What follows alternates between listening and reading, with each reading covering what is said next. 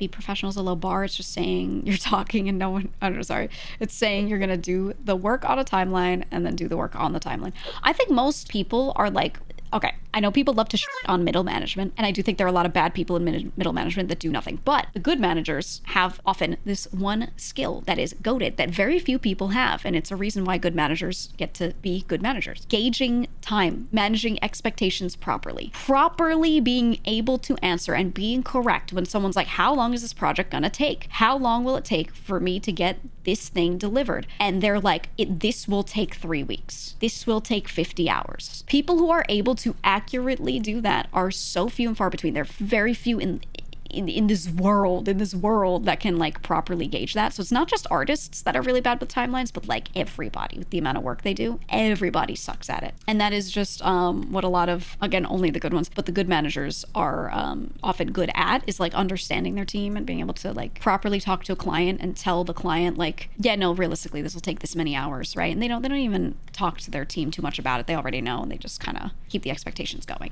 right? So I wish there were more people that were able to do it, but I find it's just a skill that like not many people have. It's really difficult to develop that, especially not just about yourself, but about other people and how quickly they work. That is like really uncommon. And when you do come by that, it's a godsend. These people don't exist, and if they were right, they got lucky. Can you shut the up? I'm not going to start going into my work experience, but like, brother, I know these people. They're a godsend and they're amazing. I'm so sorry that you didn't get to work with good managers. I know there are a lot of bad ones out there, but they are real, the good ones, and they get paid a lot.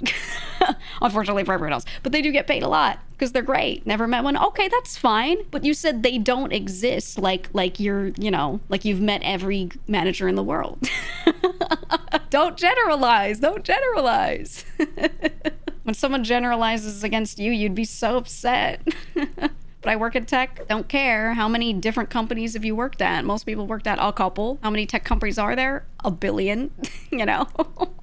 I would accept it more if you were maybe a consultant that's worked with like damn near 100 clients, 50 clients, you know what I mean? Then it's different. But when you've only worked in a couple companies, I promise you just haven't seen much of what's out there for. Yeah, exactly. You know, I promise they're out there, and it sucks.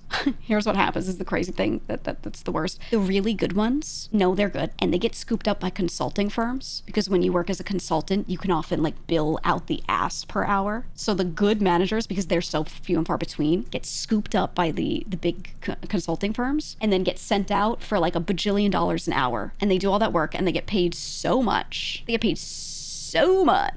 And they come in for a short interim position or like a 6-month, year-long contract, and then they're gone once they've set stuff up, and then they put the bad managers back in once the consultants are gone. And it is like they usually don't stay at companies unless those companies are paying them out the ass, because consultancies will pay them out the ass. The real good ones are doing so well that you never see them. That is often true. Yeah. Or they're like one layer above your team and your own manager, right? They're, instead of project manager, they're like a program manager or a director who's actually good, and you don't get to talk to them.